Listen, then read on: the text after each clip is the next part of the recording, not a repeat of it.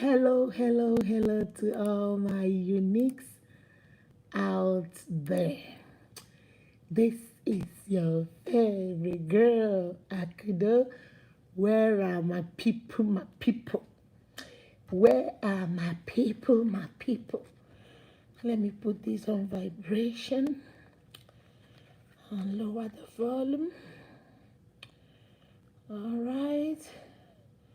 Where are all my people, my people? Okay, let's see.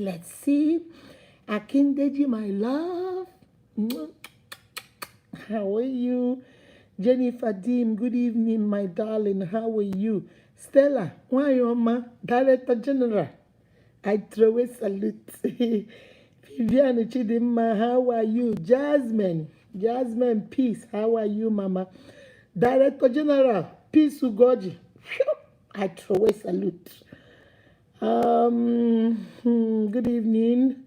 Good evening, everybody. Stella Chiwendo, how are you, Mama? Hope you're doing good. Cynthia, how are you doing, baby? Rita and Sofo, how are you? Where are my people, my people? Good evening, peace. How are you doing, Mama? Hey, dear mother, you joining us today? I throw a salute. Mama Unique, yes. How is everybody doing? Ogochukwu, how are you doing, baby? How are you? Akindeji is fine, ma. Amen. Thank God for that. Nkwacha Blessing, how are you doing? Nkwacha Blessing is watching. How are you doing? I'm doing great. Vivian says she's doing great. Thank you. Success Okoro, how are you doing, Mama? How are you? Let me say hi to some people before we continue. Last time we were talking about, I told you guys I had 15 signs, but I had a phone call and it cut it off. I didn't know I didn't put my phone on vibration, so it cut it off. But we stopped at 7. So today we're going to continue with the other 8 of them to make it 15, okay? And there are so many other signs too. AD, let me see what AD said. August said, looking good as always. Thank you. Jasmine say, I'm good, mommy. Florence, happy weekend, my darling. Vivian, I can't wait for today's teaching. Okay, oh. Peace say, trust you are good. Can't pay. I was at a party, graduation party, one of my son's friend, Junior. He had a party, graduation party yesterday. We were there booging. Eh, eh, eh. We were there having fun, guys. Good evening, my fellow unique members and our unique mom. How are you doing? How is everybody doing? Today's topic is gonna be awesome. That's right, peace. That's right.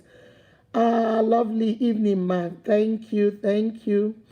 As you're coming in, post this, share with your friends, invite them, tell them Mama Unique is on.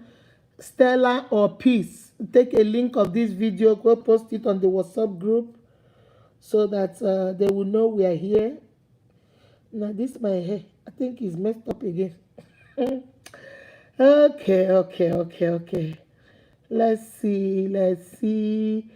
Che, Peace say Che. Let me see what Peace just said.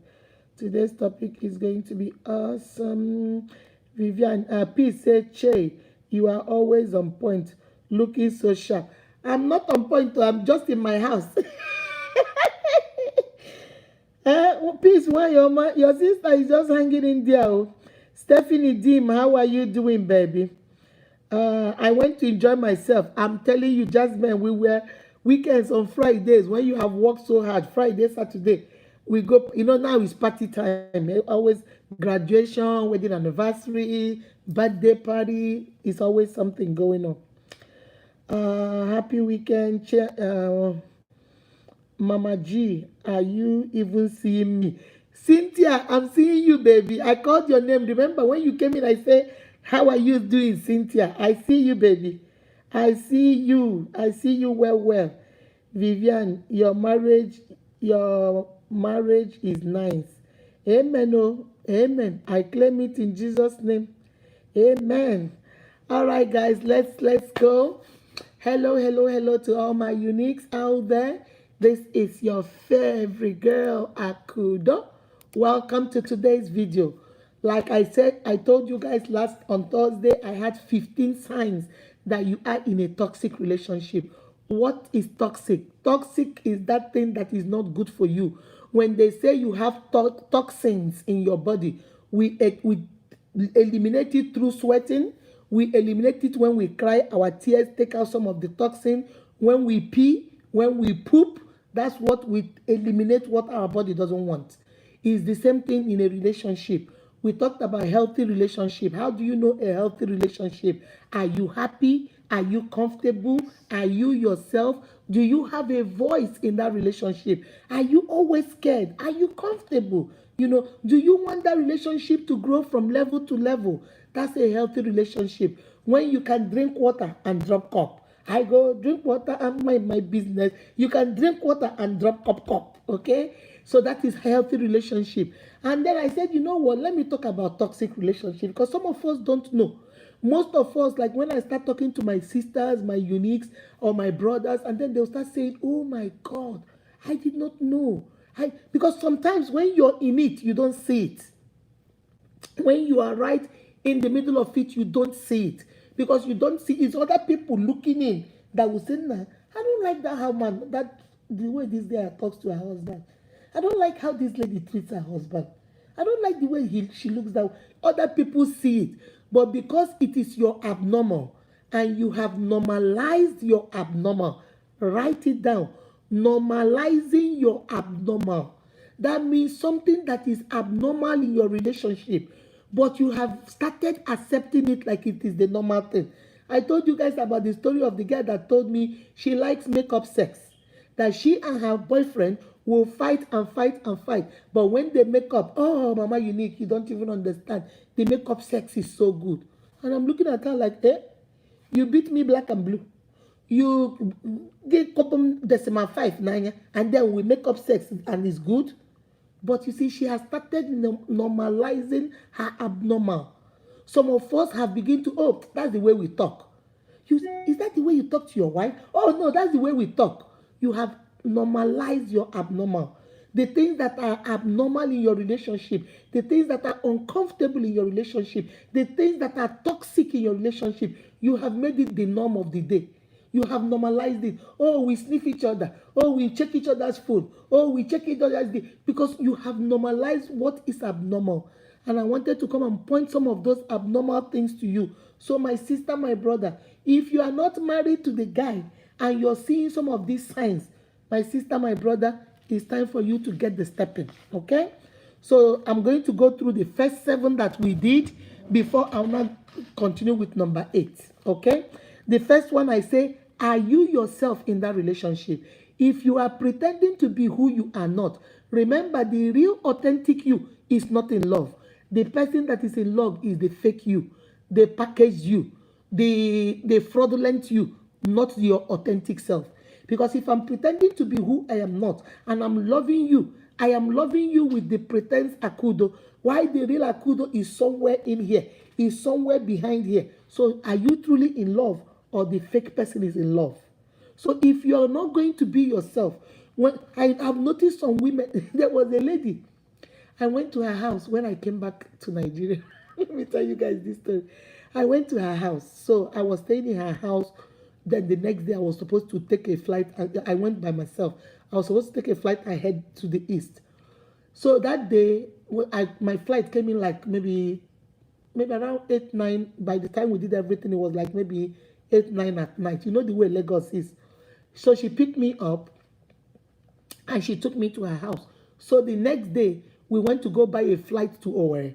But unfortunately, the one I wanted, the what do you call it, the airline, they were all booked.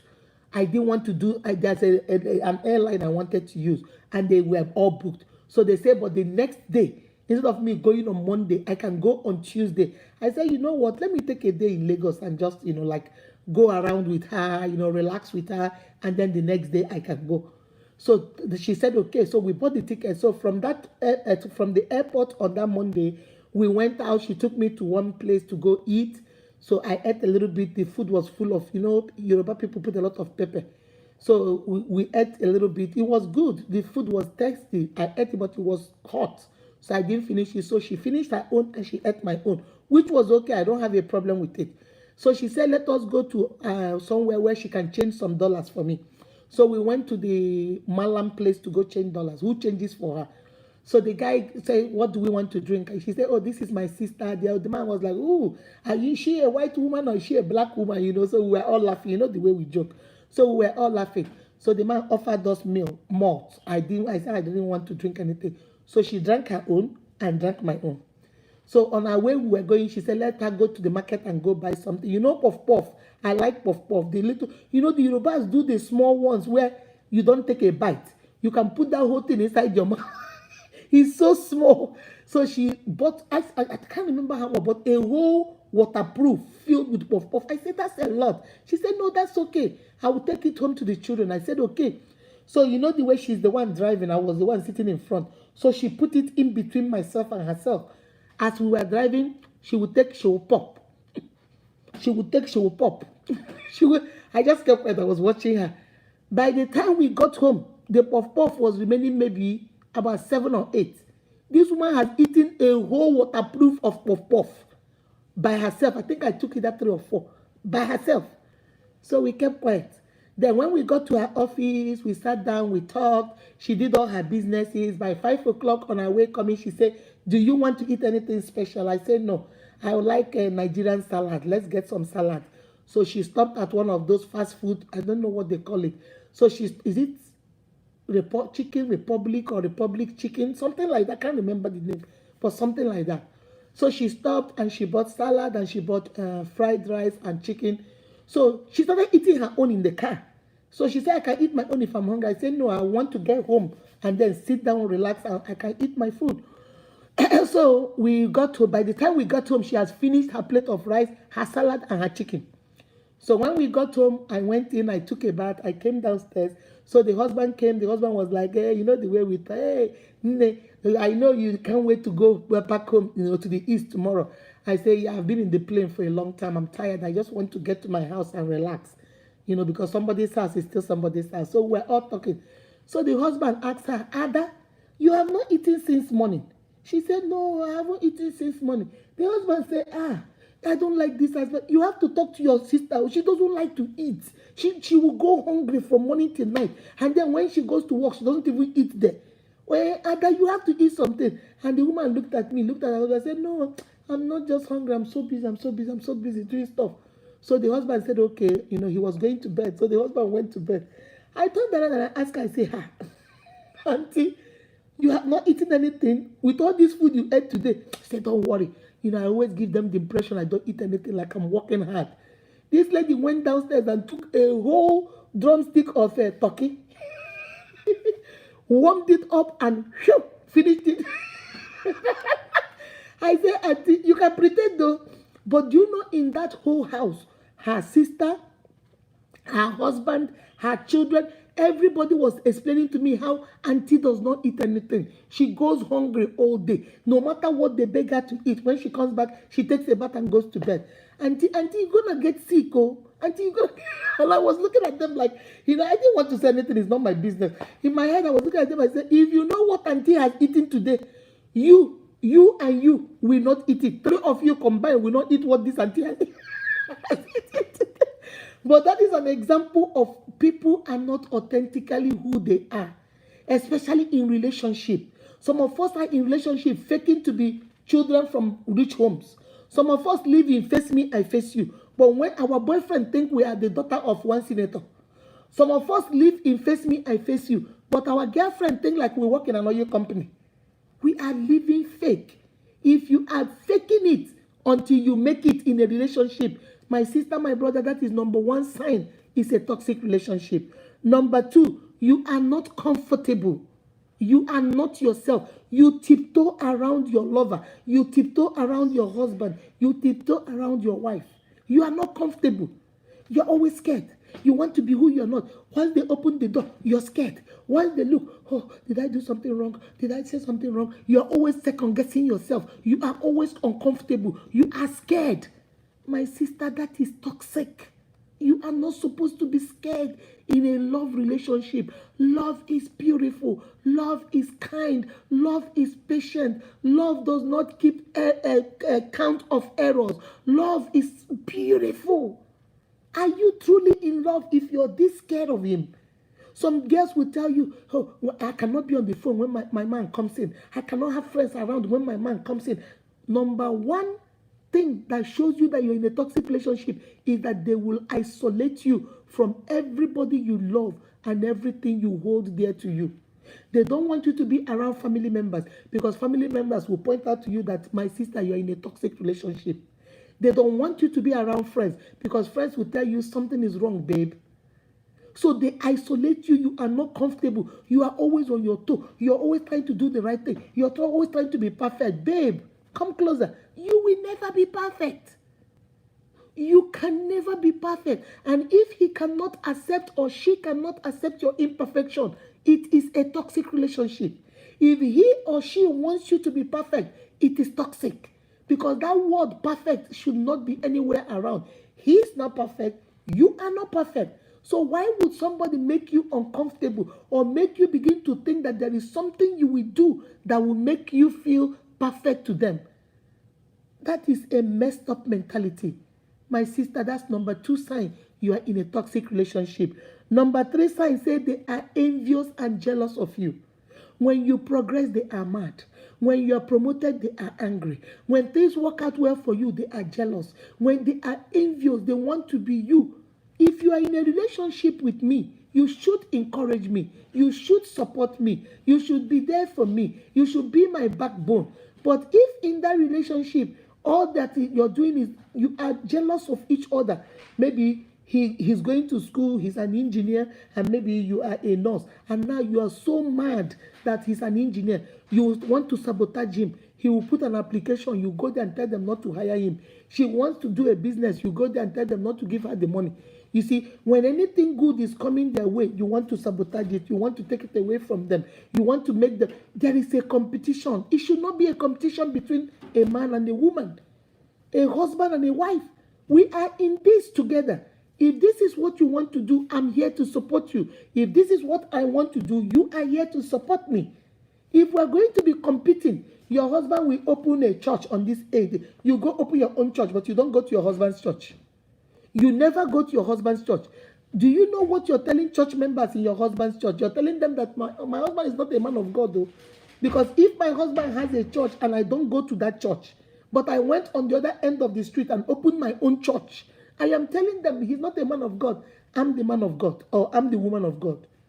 So my sister, my brother, if you notice that person is not there to support, that person is not there to inspire, that person is not there to motivate, that person is not there to encourage, that person is not there to empower you, my sister, something is toxic somewhere. Something is not clean in the milk. It should not be it should be 2 of you against them, not 2 of you against each other. Write that one down. That is another word of wisdom. It should be a relationship or a marriage should be the 2 of you against the world, not 2 of you against each other. Jealousy, envy, you don't want him to progress. You sabotage each other. You don't want her to progress. Whatever she comes to you, she can't even come to you with her problem. She can't even tell you what she's going through in that business because you don't care. If she comes to you and say, hey, honey, do you know, there's this lady I hired. I think that lady is not acting right. You said, it's your fault. Who knows what you did? There's no encouragement. There is no listening ear. There is no shoulder to lean on. You don't care. All you do is competition. My wife is rich. I must be richer than my wife. A man once told me, let me tell you what one man told me. This man, I thought he was secured, confident man. And he looked at me and said, let me tell you something. Any day my wife gets richer than me, she will quit that job. I was like, whoa. Bro, what did you just say? He said, let me tell you, Mama Unique, I'm being honest. If she, the wife, gets richer than me, or gets promoted more than me, or I feel she's making more money than me, she must quit that job. Because I don't believe a woman should be greater than her husband. My Unique, did you hear that? That's toxic. That is classic toxic. So if I have the potential of being bigger, if I have the potential of being greater, so you are going to suppress me because I'm your wife? Or you're going to suppress me because I'm your husband? You're going to kill that destiny. You're going to put me down just because you don't want me to be gay. I asked him, I said, but if she makes more money, let's say she's a medical doctor, and let us say you're a cab driver, and she makes more money, is it not for the betterment of the family? He said, I don't care. She must quit that job. I have seen men that married chartered accountants, that married medical doctors, and they told the wife, if you want this marriage to progress, you have to quit your job and come back home and just take care of the children. And these women, some of them did, some of them said, no, I'm done, and they left. Some women have come down from their potential. Some women have, I told you, more of my friends, we went to their house. I told you, myself and my husband went to their house, and they started arguing. This man is an engineer. Started telling my husband how high-rise building in America is used by remote control. When you press the remote control, you move it from here to here. My husband said, does that make sense to you? When you're moving it, are you moving it? How is it moving? This is not a toy. These are houses, big houses. And you're telling me that you use a remote control and press, and the house will move from Douglas Road and move to Wedra Road. As it's moving, what of the other houses on its path? What is it doing to it? Why are you talking like you don't have brain? Him and my husband started, healthy argument. They were not fighting, but they were just going back and forth. My husband was giving his point. He was telling my husband, I'm an engineer. My husband said, because you're an engineer, I cannot take nonsense because you're an engineer. That does not make sense. And the wife went to the kitchen. I followed her. She said, please, beg your husband to say it is true. I said, why? He said, because if you people leave now, he's going to take it out on me. I'm the one that is going to suffer. Pico, I'm begging you. So you want a grown man to accept that your husband is talking nonsense, but to accept it is the truth, so that your husband's ego will be okay? I said, my sister, what? I can't do that. Those are men. Let them deal with whatever. I can't go tell my husband to keep his mouth closed so that your husband can feel better. She said that's how they live in this marriage. She doesn't want argument. She doesn't want problem. She doesn't want stress. So she just lets him have his way. So even if it is right, even if it is wrong, and this girl is a pharmacist by profession.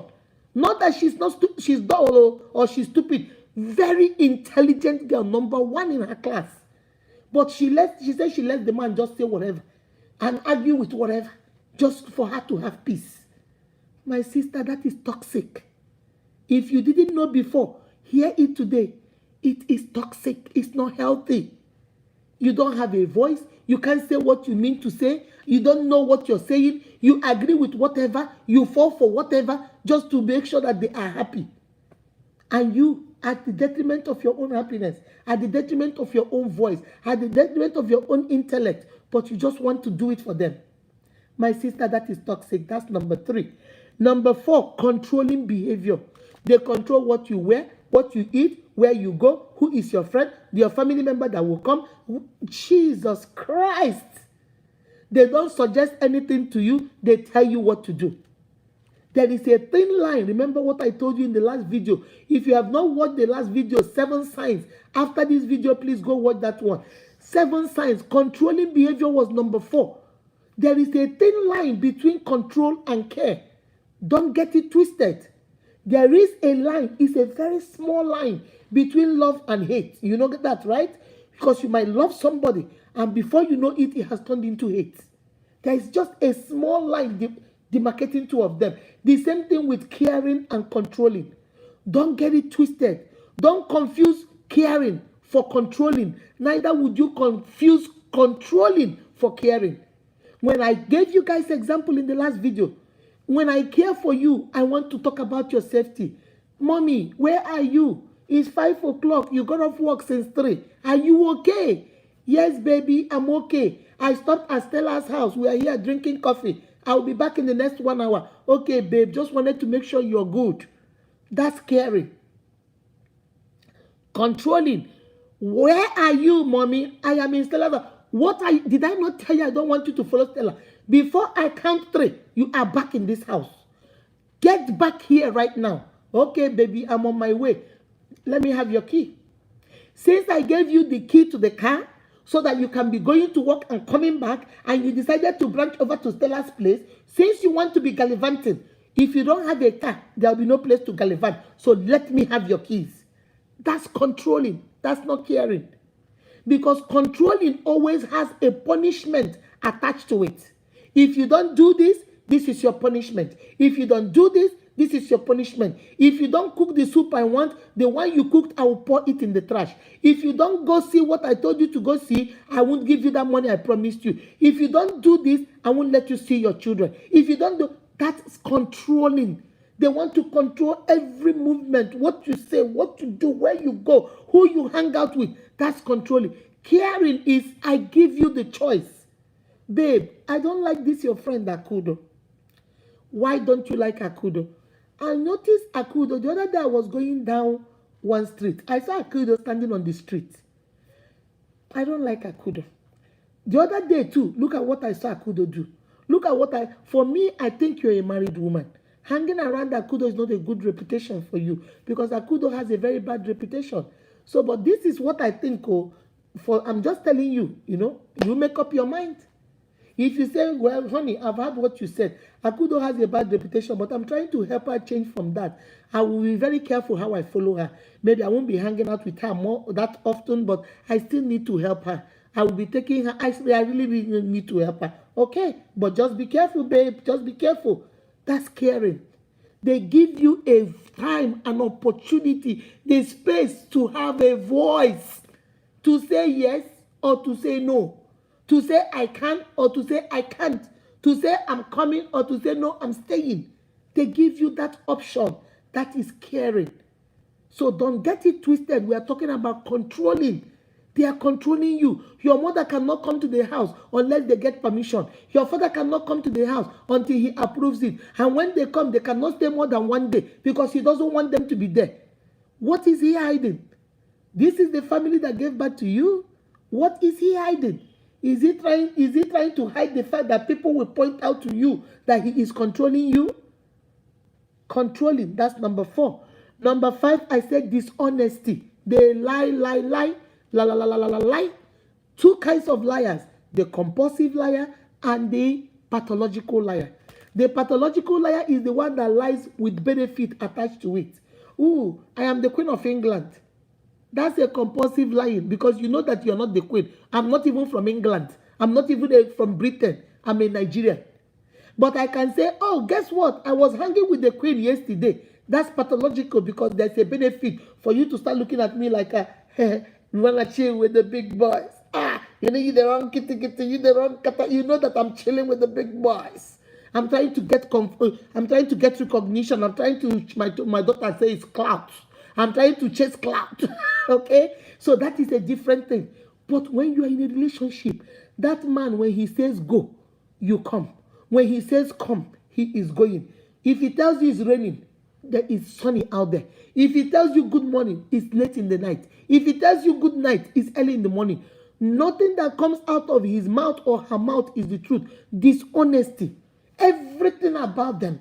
If they told you who their mother is, it's a lie. It's not their mother. It's their auntie. They tell you they are from Baby, but it's a lie. They are from Omonoha. They tell you they work at Coca-Cola. It is a lie. They sell suya. Everything is a lie. My sister, number 5, my brother, is dishonesty. They are lying all the time. That is toxic. Which means what you learned with me, you are not going to stop it anytime with me. It continues. It becomes a behavior. It becomes a habit. It becomes a pattern of life. If he's lying to you while you guys are just getting to know each other, he's lying to you on the first date. He's lying to you on the second date. He's lying to you 2 months after. He's lying to you 6 months after. He's lying to you 1 year after. Whoever told you he will stop lying when he marries you? Who told you that? Whoever told you she will stop when she marries you? They don't stop. People don't change that easily. It's a hard thing. It takes long time, dedication, commitment for you to change one behavior. It's a lot. So my uniques, open your eyes. When everything they say, don't dismiss it. Some of us will say, hey, he was just joking. No, it's not a joke. He lies. She lies. Everything. She will tell you she lives at Lekki when she lives at maybe Oshodi. Or she tells you, oh, she works in this bank. What? Nothing. And when people see, that's the way I look at people. When people lie with small, small things, then I begin to question, what about the big things? If I'm asking you, what are you drinking? And this is water you're drinking. And you're telling me, no, it's not water, it's wine. If you are lying about small thing as water, then what else, my sister, are you lying about? You see, now you're creating doubt in people's head.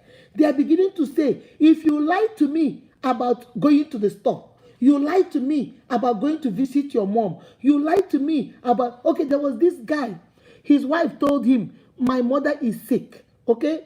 This man told me that the wife said that the mother was very sick.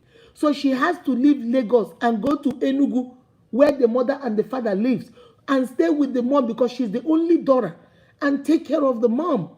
So the husband said, yeah, go. It's okay, go. I will stay with the children. How long are you going to stay? She said she's going to stay for 2 days. And after 2 days, she's going to come back. So she left on a Friday, and she was supposed to come back on a Sunday. On a Sunday, she called the husband and told the husband that Mama is still sick. That can she stay till Friday? The husband said, well, I took off for just that from work only that weekend. So let me call you back. Let me call around and see if somebody can go and take my place. So after the husband called her back that Sunday evening and said, yeah, you can stay till Sunday. That's okay. All right. Just take care of Mama. But make sure you come back on Friday because I can't miss any more days at work. This man told me and they hung up. Every night she will call, they will talk. This Friday they talk, Saturday they talk. This then took place on Sunday. Monday morning, he took the children to go play. After they finished playing, around 11:30, 12, the doorbell rang and Mama was at the door. Mama was at the door. He opened the door and said, hey, Mama, what's going on? Are you okay? Mama said, yes. What happened was that she went to go see her sister's daughter. Her sister's daughter that grew up with her. Okay? She raised that girl too. She has only one daughter, who is this man's wife. So when the girl was a little bit younger, her sister was deleted. So she went and took her sister and raised the sister's daughter with her own daughter. So that one does not live in Lagos, but lives in Ibadan. And that one called her to come and visit her. She has been there since Monday of that week, or before that Sunday. So that Sunday, she told her daughter, it's still her daughter, but let me say her niece. That's her sister's daughter, her niece. Yeah. So she told her niece that she's going, since she's at Ibadan, let her kukuma go to Lagos and see her daughter and stay a week, and then start going back to Enugu. You see how this world is. So the husband said, okay. So now the man was very smart. He said, oh, Mama, so you've been in Ibadan since? He said, yeah. He said, did you tell your daughter that you were coming? He said, no, I wanted to surprise her.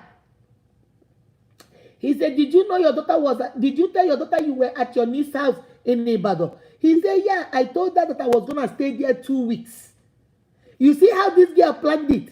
I was going to stay there 2 weeks, but she did not know that I planned to stay 1 week with her and come and stay with you guys 1 week and surprise her. So the man said, oh, okay, and kept quiet.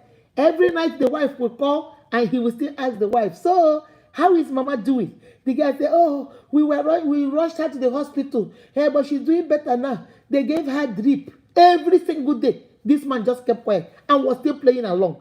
And this stupid girl was still playing along. Until that Friday, he came back. And when she came back to the house, her mother was still there. And she came and the man asked, okay, so how did it go? She told the man everything, how he went. Everything was good. Mama is feeling good. Everything is okay. Blah, blah, blah, blah, blah. Uh-oh. Blah, blah, blah. Everything. Hi, guys. I hope I didn't cut. I don't know what happened. So he was telling Mama everything is okay. Everything was good. So and the man said, oh, so Mama is good now? He said, yeah, Mama is very good. And the man said, oh, okay. Can you go into the kitchen and get me a glass of water? And she went into the kitchen and who did she see there? Her mother. My sisters, my uniques, where did you think that girl went? Where did you think that woman went?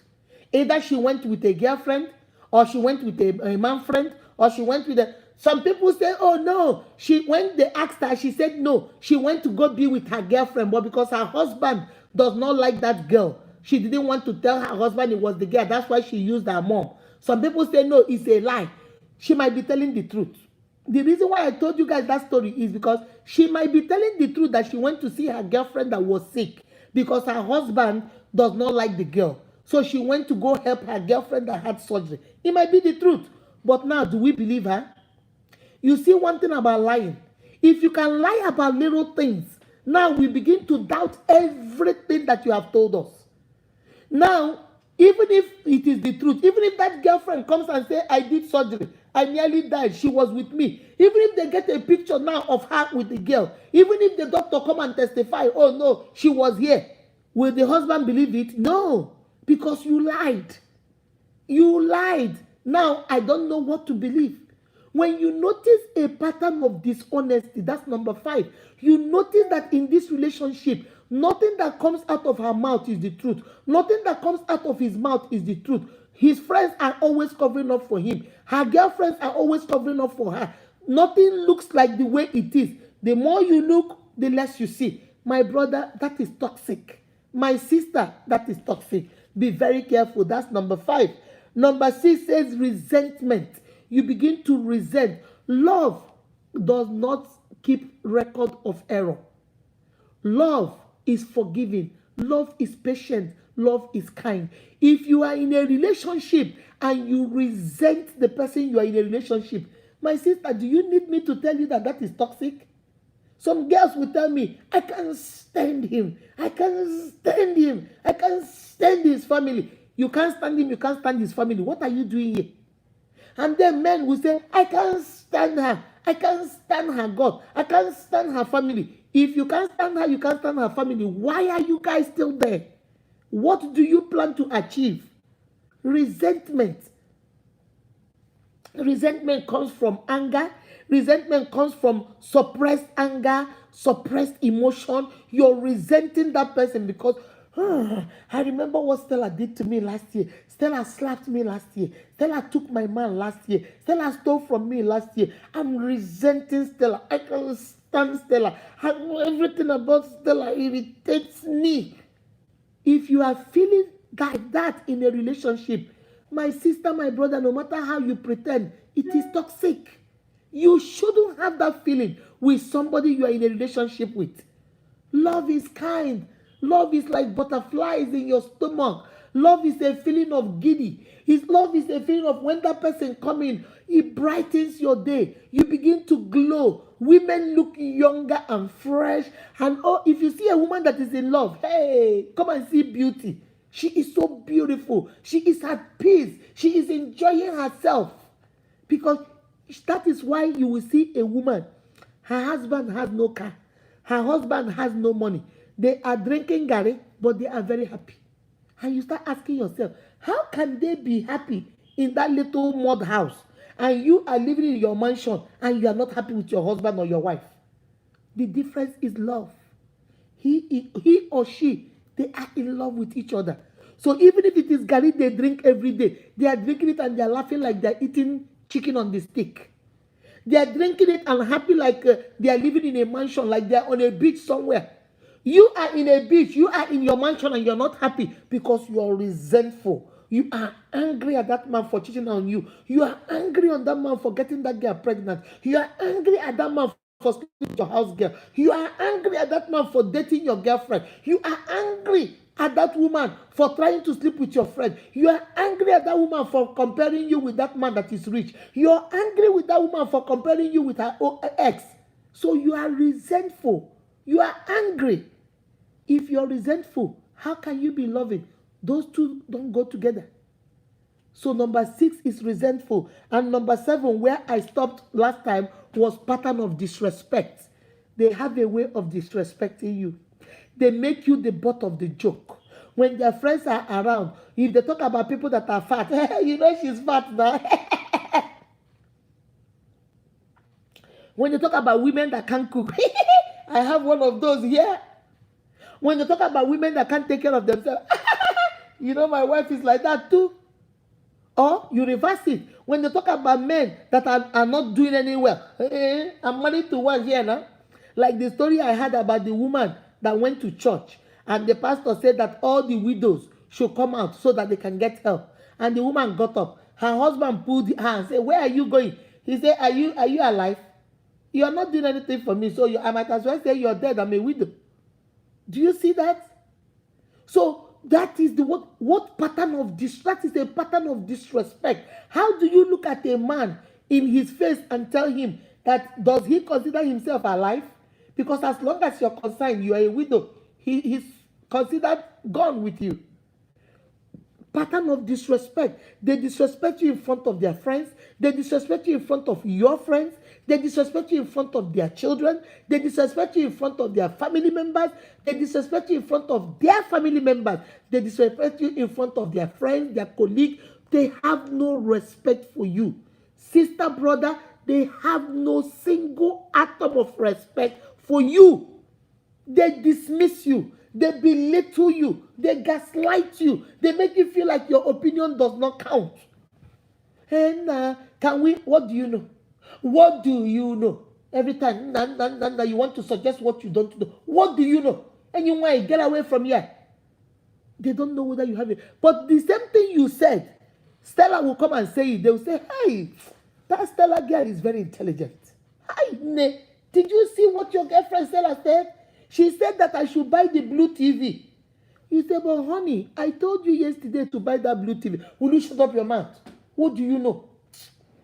Hi, Stella. Thank you very much for that advice. How many of us are in relationships like that? Where nothing you say matter. Where nothing you say count. They don't think you're a good mother. They don't think you're a good father.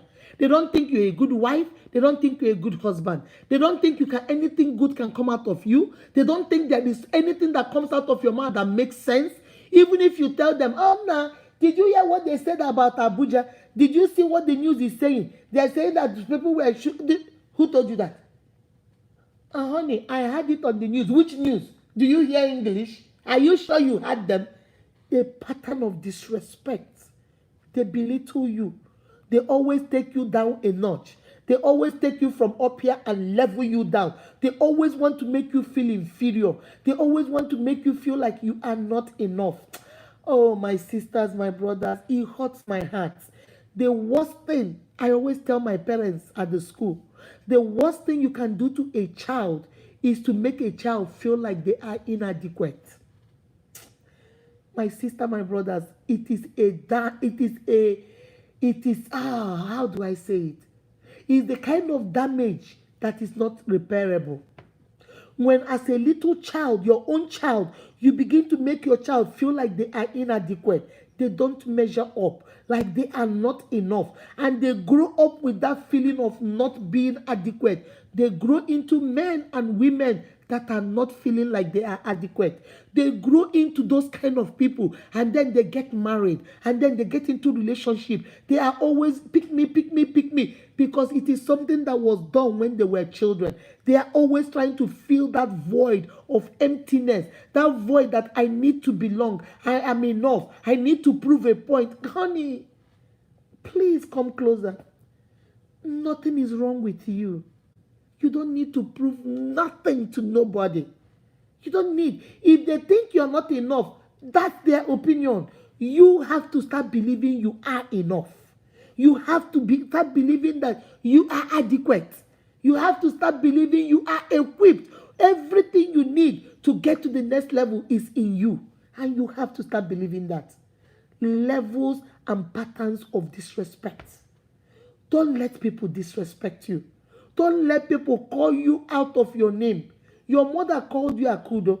Your mother called you Ugochim Tuberem Akudo Chidema. That's my full name. Ugochim Tuberem Akudo Chidema. Don't call me stupid. That's not my name. Don't call me foolish. That's not my name. Don't call me useless woman. That's not my name. Don't call me Hukwanoya. That's not my name. Don't call me Nketa. That's not my name. Every derogatory name on the book, that man and woman that claims to love you call you all kinds of names apart from the name that your own mother gave you, your own father gave you. My sister, pattern of disrespect, that's number 7. Now, I have gone through that. Let me go to number 8. Number 8 says, negative financial behavior. They have negative financial behavior towards you. They use their money to control you. Sometimes we call it financial abuse. If you notice a pattern of financial abuse in your relationship, maybe they make all the money, or he makes all the money, or she makes all the money. When you guys disagree over something, the money is withdrawn. When you say the color is red and he said no, it's blue, the money is withdrawn. When he needs to give you money for food because you said something that he didn't like or she didn't like, there will be no food in the house. Financial abuse. A negative pattern of using finances to break you down, to control you with finances. When you tell them, oh, please, maybe they will promise you, oh, your mother is sick, I'll pay your mother's hospital bill. And maybe they came back late last night, or she came back late last night. And you tell her, baby, where are you coming from by this time of the day? Oh, really? Is that what you said? Okay, that's okay. That's okay. I heard you. That's okay. Tomorrow morning, babe, can I get the money for my mother's house? Which money? Were you not the one running your mouth last night asking me so many questions? Which money? Come and take it from me now. Negative financial behavior. Let me tell you guys something. I'm going to do a video on how to fight in relationship. Because most of the time, there's no way you will not fight. But how do you fight in relationship? The way you fight is you fight fair. Okay? For example, let us say I'm married to you. And my handicap is, I'm short. Okay? Let's do that. I'm short. I'm short. I'm a small person. Okay? So there are certain things on the shelf I cannot reach. You know when you married me that I'm short. I'm a small person. You know I cannot reach those counters. And since we have been married, my husband has been bringing those things down for me. Every time I say, honey, I can't get the blender, he will come and bring it down for me. Honey, can you help me get those clothes in the top shelf? He will bring it for me. But just because of yesterday, maybe we argued over the pot. He said he wants to buy the pot. I said, no, I don't want the pot. And we argued over it. Now it is dinner time. Honey, can you please come and help me get the pot? And now he's not talking to me. Now he does not want to get the pot. Now he's keeping malice with me. That is not a good way to fight. That is being mean and that is being vindictive. That is toxic. I hope you guys are listening. If we are fighting about the pot, let us stick to the pot. Even if you don't want to talk to me, we are keeping malice. You know the way husband and wife keep malice. We don't want to talk to each other. You can do that. But as long as that your small wife calls you and say, honey, can you help me pull the pot? You go do what you normally do. You don't take it away from him. You don't take it away from her. You don't take things, privileges you have given to her before because you are arguing, you withdraw them from her. That is being mean. I'm going to do a whole series on how do we fight in relationship so I can equip you with how to fight. We fight, but we fight fair. We fight because we are in love. We fight that this person is somebody you say is the love of your life. You fight fair because this is person that you say is the mother of your children and the father of your children. That is why you fight fair. So when you have negative financial abuse going on, and every time they promise you something, just because you did something or you said something, you're going to do something, you're going to say something, you're not perfect. So because you said something or you did something, now they want to withdraw. I know of this lady that was telling me her husband bought her a car. So every time they fight, she will get ready to go to work the next morning. Her husband has taken the keys to the car. And she will go and say, honey, I'm running late. Can I get the key? And the man will say, no. Yesterday when you were running your mouth, you didn't know I was the one that bought the car. That is abuse. That is toxic. That is not healthy.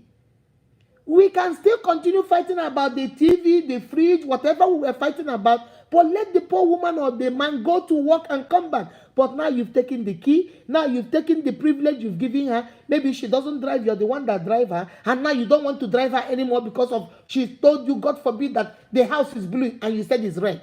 That's the only reason why you cannot going to drive her anywhere today.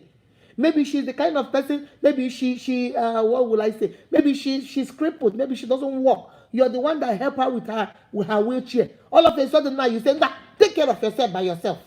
You put yourself by yourself since you know how to run your mouth. No, my sisters, I'm gonna do a series on that so I can equip you guys with that. But that is number 7. No, that's number 8. Negative financial pattern, behaviors, abuse, withdrawal. You take it. If that man or that woman is doing that to you, my sister, that is toxic. Because if that person is your God and you make them mad, do you know they can take oxygen away from you? If that person that is taking financial thing away from you, your benefits, whatever he's doing for you or she, he's taking it away because you, God forbid, you aired your opinion. God forbid you disagreed with him. God forbid you said, no, that is not right. God forbid you pointed out something. God forbid you used the brain God gave you to say something. And now they're trying to withdraw, display some negative financial behaviors towards you. My sister, that is toxic. Don't say, oh, I understand it's because he's mad. I understand because he's mad. I understand because, I can understand that. Financial behavior, it is the essence of that relationship. He has to bring money for you to cook for the house. He has to pay the bills for you to live. If he's withdrawing all that thing as a means of punishing you, my sister, my brother, there is no punishment in love. There is no punishment. This is not like you're in school, you do something, give what a punishment. This is not a military base. No. This is love. This is a relationship. This is marriage. So if that man or that woman is displaying some negative financial behaviors towards you, my sister, that is toxic. That's number 8. Number 9 say lack of trust. They don't trust you for nothing. Remember what I told you. You can love everybody, but you can't trust everybody. But everybody in this world you trust, you must love. So if you're in a relationship and that man cannot trust you, I told you guys, when he goes to work and comes back 5 minutes late, my sister is in there like a sniff dog. What are you looking for? Do you want to be a sniff dog? We will enroll you in FBI so you can be sniffing cocaine and all that at the airport. Some of us are crawling to go sniff. Some of us, I told you the woman will take a picture of, is it the odometer where you can see the gas? Take a picture of it and know how many gas that the husband spent. Because according to her, if his thing is half tank and he goes to work and come back straight, it should only be 1 line. So if it's all the way down to empty, he did not just go to work and come back. He must have gone somewhere else. I say, my sister, are you working for the FBI? What nonsense is this? If you don't trust him, so how can you claim you love him? If you don't trust her, so how can you claim you love her? Because love and trust, they are like this. They go together. Love is not enough. Don't let nobody deceive you. Loving somebody is not enough. There must be trust. Because I have to trust in that love that I have for you. I have to trust that you are down with me. I have to trust that you got my best interest at heart. I have to trust that you are here for me. I have to trust that you got me. I have to trust you, and I have to love you too while trusting you. So why do we always throw out love, but we don't throw out trust? If you don't trust him, then try and love him at a level where you can be able to trust him. And if you're uncomfortable with trusting him, then my sister, my brother, why are you there? Why? Love is supposed to be something where you relax and have fun. Why are you there? If you're going to be running around checking on him, when he goes to the store, you put hoodie on, get inside your car and follow him. When he goes with his friends, he's sitting in this chair. You are over there at that chair watching him. If he goes to play golf, you are at the other side watching him. You have binoculars, you have telescope, you have everything. You have the long lens, you have the short lens, you on your computer. My sister, my brother, you not tired? It's draining. It will drain the life out of you. Take it easy, my sister. It's too much. Lack of love, lack of trust. You love them, but you don't trust them. Can we try and build up trust in that love and be sure of that love and be sure of that trust before we even talk about marrying that person? Why would you want us? Whenever people come to me for coaching, oh, we're about to get married, what I ask them is, do you trust that person? And then the one will say, Mama, Mama Unique, I love him. Oh, be honest with you, I don't trust him. I said, no, then why don't you guys go back and continue what you're doing until when you're willing to trust him? Because if you don't trust him, this marriage already is on shaky ground. This relationship is on shaky ground. Because trust, if there is no trust, the devil will mess with your brain. Every time something fly over, he will tell you, hey, did you see how he looked at that girl? Did you see how she looked at that man? Why is his phone upside down? Are you sure nobody is calling you? He will plant things in your head that will mess you up. That's why you need to have that. That's number 9. Number 10 says hostile communication. Do you notice a pattern of hostile communication in that relationship? You guys can never talk like adults. You guys can never say anything. Everything is about attack and defense. Hey, honey, how are you? Are you back? Why are you asking me? What did they tell you? Where do you think I went to? Is this not the time I normally come back? Hey, my sister, chill. I just say, hey, honey, are you back? Why the hostile communication? Oh, honey, wow, that looks good on you. Wow, you really look good. I look good. Why? Do you think some other people look better than me? Everything is hostile. There is nothing that is, oh my God. There is nothing that you can talk about like adults. My sister, my brother, come closer. Let me tell you something. Communication is not about yelling. You're not communicating. Communication is not about attitude. That's not communication. Communication is not about who will scream more than the other person. That's not communication. Communication is not about who is louder than the other person. Because sometimes when we start screaming, we think, oh, my voice will be louder than your voice. Communication is not about how fast you talk. Who will out-talk the next person? Communication is not about the big grammar, the big words you use, all the jim and the boom boom. It's not what communication is. Communication is listening and speaking. Communication is speaking and understanding. Communication is understanding and internalizing what you had. Communication is a whole lot of stuff and not all these things I told you. Communication is not, you're too fast, you can talk faster. You're not convincing anybody. Hostile communication. You are so aggressive with everything. You are so aggressive with the way you talk to the so-called person you claim you love. You like to belittle them. Hostile communication doesn't have to all be aggressive. It can also be, communication is two ways. We have the verbal and we have the non-verbal. The non-verbal is not the spoken word. The non-verbal is your facial expression, your body language, and your hand gestures. Some of the times you might be saying something to me. I won't say anything to you, but I'll just do. What's that? Talk to the hand. I'm not paying attention. You might be saying something to me, and I'll look you up and down, just roll my eyes. That's communication. That's hostile. I don't have to say, oh, stupid, idiot, I don't have to say. It doesn't have to be spoken words. It can also be non-verbal. Your body language, how your face looks like, the tone of your voice, how aggressive you are, and everything is all in the center of hostile communication. That man or that woman never speaks to you without calling you names. Never speaks to you with a good face. Facial expression is like saying, I can't stand you. That person cannot talk to you without belittling you. That person cannot talk to you without making you feel so small, like you are a nobody. That person cannot talk to you without making you feel like they are doing you a favor. Have you ever felt, my unique, somebody in a relationship making you feel like they are the ones doing you a favor? Like without them, you would have been alone, shriveled, old maid, old man, or something. They have made the way they talk to you, they make you feel like, nah, with you, I am doing you a favor. Being with you is a favor to you.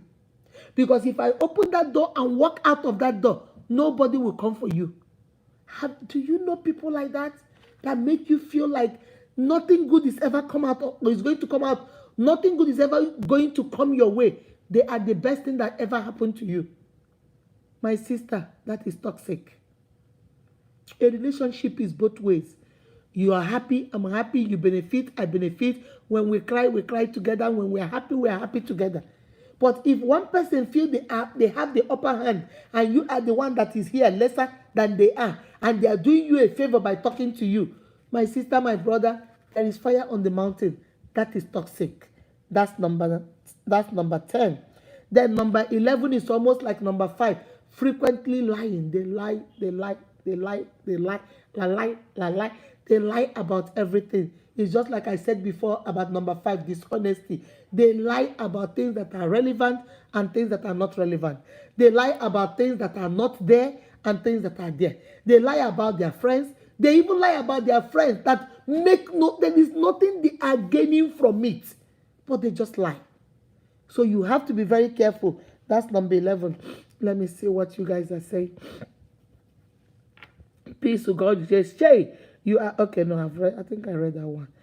Good evening. Let me see. Cynthia. Okay, I saw Cynthia. Stephanie, how are you? Vivian says toxic means dangerous or harmful to the health. That's right, Vivian. Ogochukwu says sending love, ma. It's good to be enjoy, mama. Carry go. Okay. Let me see. Florence Nwajobi, how are you doing, mama? How are you? I hope you're doing good. Good evening. Vivian say something that is abnormal that people consider normal. Yes, that is, we make the abnormal normal. We want to normalize our abnormal. We want to make what is dangerous for us look like it's sexy. How can you tell me that your man will beat you, will do stuff to you, and then when you guys do make up sex that you like it? This is something that is not normal. Somebody that loves you should not be putting their hands on you. Somebody that loves you should not be hitting you to the extent that you're bruised all over. But because there is a make-up sex, you now think everything is okay? That is not good. Chinyere Alex, how are you, mama? How are you doing? Vivian say cut off, as it may be toxic to your relationship. Yes, if it is toxic, especially when you are not even married to that person. Let us say you didn't know. Now you are married to that person. Now we are going to find ways of how to deal with this toxic relationship. How to find out ways to turn your toxic into healthy relationship. That is okay. Halfway, you're already gone. You have children in that relationship. Will I tell you to walk out of that relationship? No. But let us see, unless that relationship is detriment to your own health or detriment to the extent that it is only the tree that you say you want to cut and the tree will still stay there. If somebody is threatening to delete you, somebody is threatening to say, I'm putting you down, I'm going to bury you, then I don't think you should stay there. But that is a different case in marriage. The one I don't understand is when you are not even married. Why do you want to be in this kind of toxic relationship when you are not? There is no ring to it. If he or she is doing this only in this stage, what is he going to do when you become his wife or her husband? Those are things you should consider, my unique. Veronica, how are you doing, mama? How are you? I hope you're doing good. Say, toxic relationship is good for no one. It's not good for nothing. It's not good. It's not healthy for you. It's not good for you. It's not good for your marriage. All the way around, nothing toxic is good. It's not good for you. Why would you be in a relationship when you are not yourself? Why would you be in a relationship where you tiptoe and you're scared of the person? Why would you be in a relationship where the person is controlling even the air you breathe? Why will you be in a relationship where the person frequently lies to you, where the person is very dishonest? Even with your business, you give them money to pay bills, they'll eat it and come and lie to you about it. You give them money to start a business, they'll eat it. You and them open a business and they are there defrauding you in that business, and yet it's supposed to be two of you. They are dishonest. Why would you want to be in that relationship? Why would you want to be in a relationship where somebody has a pattern of disrespect for you? They don't care about you. They belittle you. They make you the fun of the joke all the time. Why? My Eunice, that's why I decided to come to you with these 15 points, okay? So let me see what you're saying before we continue. Rita Sherry is my sister. How are you doing? I hope you're doing good. Let me see. Success, how are you doing too? Brahmasha say good evening to my uniques. I'm right in here from my hometown. Though I'm here for the, hold on a second. Let me see. I'm here for the mother's junior sister, and the network is not friendly. We must continue. Okay, let me see. Chiamaka Dim, how are you?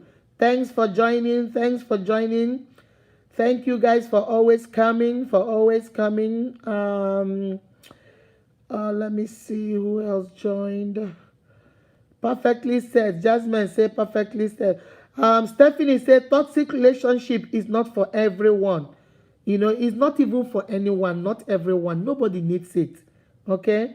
Masha say I'm closer now for the lecture, sitting with my mom's old kitchen chair. Let's go on. Wahala. Bro Masha, you are funny. You are right, Mom. Tochi Precious, how are you doing, baby? If you are not comfortable in your relationship, quit before it gets worse. Yes. Tochi say you are making point, ma. All right. Let me see. Ijaman Naji, how are you doing, baby? How are you doing? I will soon continue. Nkwacha Blessing perfectly said. Sherry say you are making sense, ma. My sisters, the reason why I empower you guys is I want you guys to know. Now that we know, we go out there and do better. Stephanie say people can easily describe the kind of person you are through the friends you keep. That's right. Show me your friend and I'll tell you who you are. Cynthia said, God shall never give us somebody that will control us before they help us or before being useful to us. And I notice most relationships are like that. When they fight or they argue about something, the man will withdraw what he was given before. The woman will withdraw what she was given before. You know, if you were maybe I promised you I was going to buy ice cream for you, and then I say I don't have money for ice cream. That's not what I'm talking about. I'm talking about when you know those things you are withdrawing is essential to their being. When you know that man on a wheelchair needs you to push him. When you know that woman, that small woman cannot reach that shelf, you are the one that bring those things down for her. When you know, for example, maybe your wife doesn't drive, you are the one that drives her around. Maybe when you know that your wife goes to work by 7 o'clock, but she sets her alarm for 6 o'clock so she can wake up. But because you are mad, most of the time when she oversleeps, you would wake her, honey, wake up. It's 6:20, wake up. But because you know that you guys maybe had an argument yesterday, you decide today you will not wake her. There was this story. Let me tell you this story before I continue with number, I said 11, I'll continue with number 12. There's this story of a man and the wife. They were fighting, okay? I think I read it somewhere. They were fighting. So the man and the woman started keeping malice. The woman sometimes, so the woman, because they are keeping malice, she, instead of telling her husband, honey, wake me up by 6 so I can go to work, I need to go in early. She took a piece of paper and wrote, wake me up by 6, and put it on the side of the husband's bed. So the husband saw it, kept it, and went to sleep. 6 o'clock, the husband woke up, took a piece of paper and wrote, It is 6 o'clock, wake up and put it on the side. The girl did not see it because she was sleeping. So when she woke up, it was late. And she told the husband, how can you do this to me? The husband said, you wrote your own, I wrote my own. I read yours, you couldn't read mine. You see how petty we can be sometimes in relationship. You see how petty we can be. Because we are fighting. We can fight and still say, honey, wake me up by 6 o'clock. Wake up. And still be mad. It's okay. You can still be mad. It's okay. But don't do something detrimental to their job, to their health, to who they are because you are mad. My sister, my brother, that is toxic. You are a toxic man. You are a toxic woman. And you are in a toxic relationship. If you're going to withdraw things that you normally do, that you know that are essential to their being, you now take it, you know you are the breadwinner. You know that woman does not work because you guys decided that you go work and she'll stay home and take care of the children so you don't pay child care. And you know this. And all of a sudden, you know you give her money every Monday to go, as you're going to work, you give her money to go to the store and buy food stuff for the children. But this Monday, you didn't give it to her. She came and said, honey, where is the money? Which money? You go make money for yourself. You know she has no job. You know that this is how you people run your home. But now you want to punish her because God forbid she opened her mouth and told you, honey, what you told me is the truth, but it's not color red. That thing is blue. Very simple argument. You heard your point, he heard his point, or she heard her point. But because how dare her say something when you are the one that gives her money, when you are the breadwinner. So for that, there is a punishment attached to it. My uniques, that is toxic. Okay? Number 12 says, you are in a toxic relationship when the relationship is all about all take and no gain. Give me. Give me. When children are small, my daughter will say, me. Give me. Me. You are in a toxic relationship when it is one-sided. My brothers, listen to me and listen good. I'm talking to my unique brothers now. Listen. When a woman is in a relationship with you and all she wants is what you are doing, you're paying the rent, you're paying the car note, you're paying the insurance, you're buying lunch, you're buying dinner, you're buying hair, you're buying eyebrow, you're buying eyelashes, you're buying lipstick, you're buying this, you're buying. You buy for her mother, you buy for her brother, you buy for her sister, you buy for her uncle. You go bury somebody, you go buy this. The mother's hospital bill, you pay. My brother, ask yourself, what are you getting? That is toxic. This is not you being kind. It is good to be kind. Give. But you have to also ask yourself, what are you getting in return? Sex is not what you're getting in return. Because some men will tell me, oh, but she gives me sex. Don't you give her sex too? Is she the only one making love with you? Are you not making love with her too? So the same sex she's giving you is also what you're giving her. So why is it that every other thing is financial on your part? My sisters, stop being stingy. Some of us are so stingy. That man's birthday, you will not buy a cologne and take. That man's birthday, you will not say, let me take you out, honey. I will pay. That man's birthday, you will not say, let me pay for massage. Let me pay for manicure. I saw this shirt. That shirt is good. My brother, take this shirt. It's all about me. My friend. My family. My family. Me. My friend. My family. Then me. What does he get in return? Don't tell me I come and cook. You eat from the food too. Oh, but I come and cook and clean. Do you want to live in a dirty house? So you also have to clean the house where you stay. Oh, but I give him sex. Do you take it and give it to him? Are you not in that sex too, enjoying it? My sister, stop being stingy. Some of us are so stingy. We have this idea in our society that it is a man's job. Yes, it is a man's job. But my sister, remember, the man is the head. You are the neck. You give a little. Give a tiny bit. It can't always be you. He pays bills. He pays rent. He pays phone bill. He pays for wig. He pays for eyelashes. He pays for manicure. He pays for pedicure. He pays for massage. Now waiting.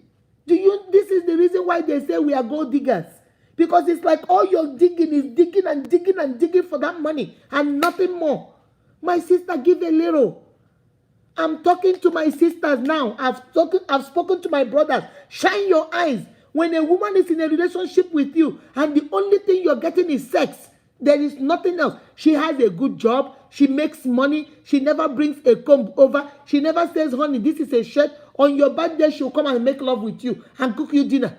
But for her own birthday, she wants you to buy a ring. She wants you to buy a dress. She wants you to pay for her and her friends to go eat. She wants you to take her for massage. She wants you to buy a cologne for her birthday. But your birthday, she comes in there with a sexy dress and she has sex with you and cooks dinner. And happy birthday, honey. Sis, give a little. Just a tiny bit. A little. Treat people the way you want to be treated. Even though I am not advocating that you should go pay the man's bill. No. The man should pay the bills. If he wants to pay your bill, let him pay your bill. But appreciate that. And the way you appreciate that is once in a while, buy something and put in there. Once in a while, get a shirt and throw in there. Honey, this shirt will look good on you. Once in a while, what cologne do you use? You like Tom Ford? Buy it once in a while and say, baby, happy birthday. Baby, I'm going to go do manicure. Come on, I'll pay for you. Let us go do. You know you pay for me all the time, but today, that's my treat. Let's go. Honey, I'm going for my massage. Have you ever had a massage before? Come on, let's go. Do a little bit, my sister. Stop being stingy. Stop being akagoma, akaradite. Nothing comes out. It's always take. That's not good. If you want to know whether that relationship is toxic, that's number 12. How does the relationship look? Is it all take and no gain? All take and no gain. They take from you. You flip it over to my sister. That man, you have opened a business for him.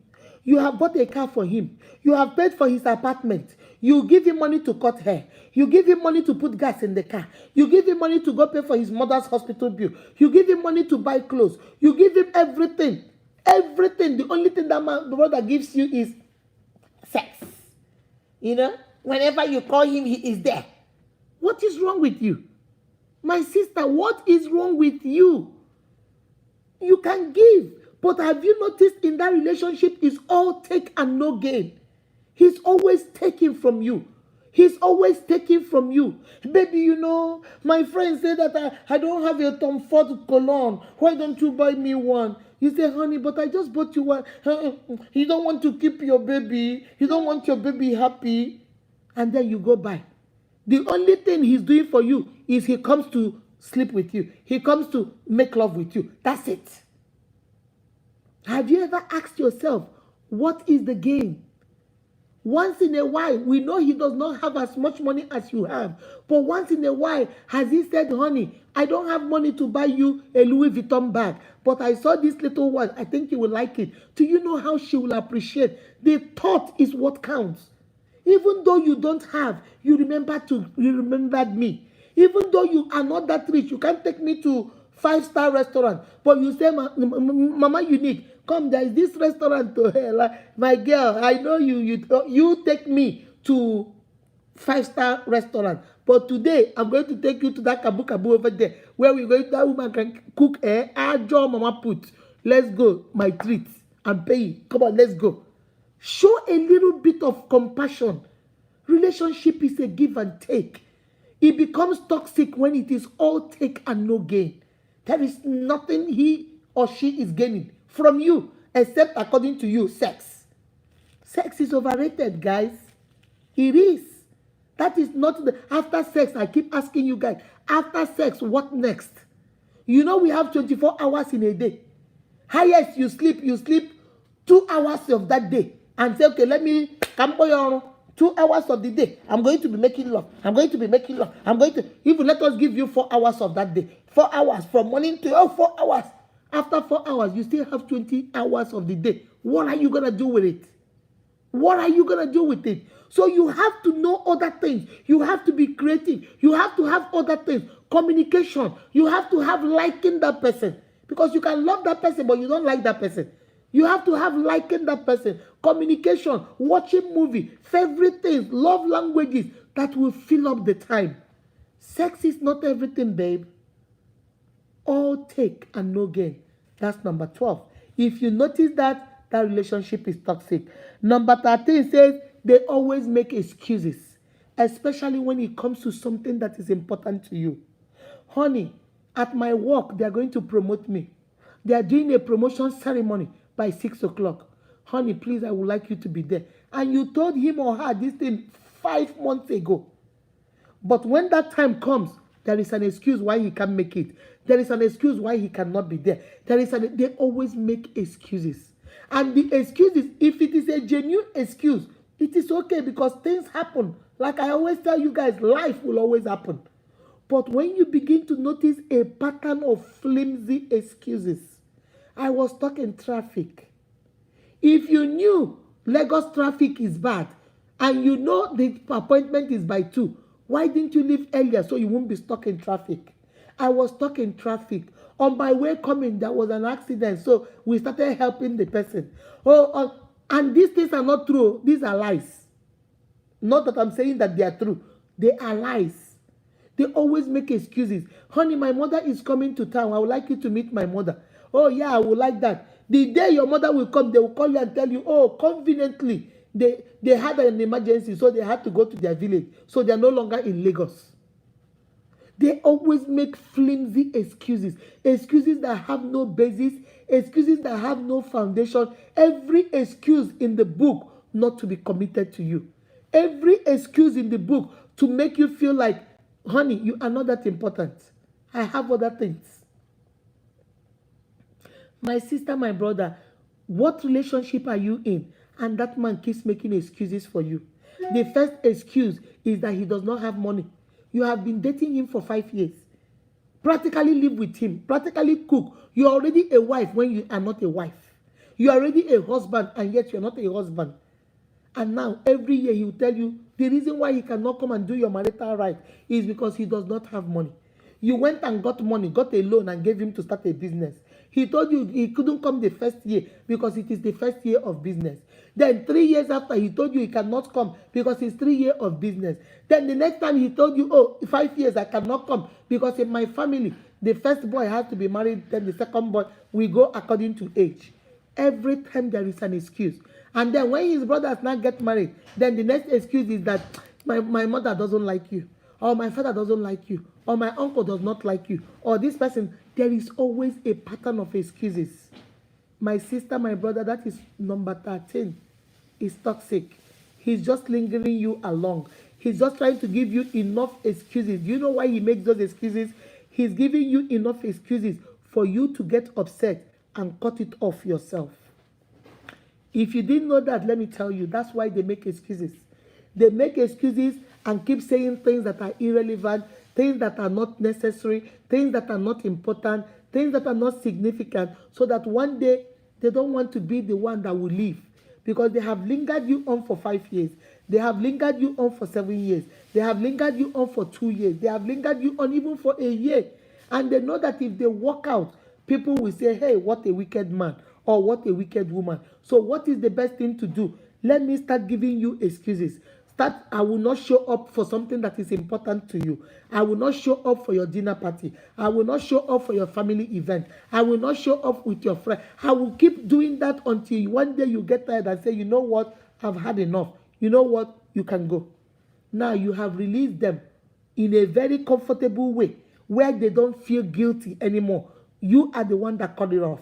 You are the one that told them you have had enough.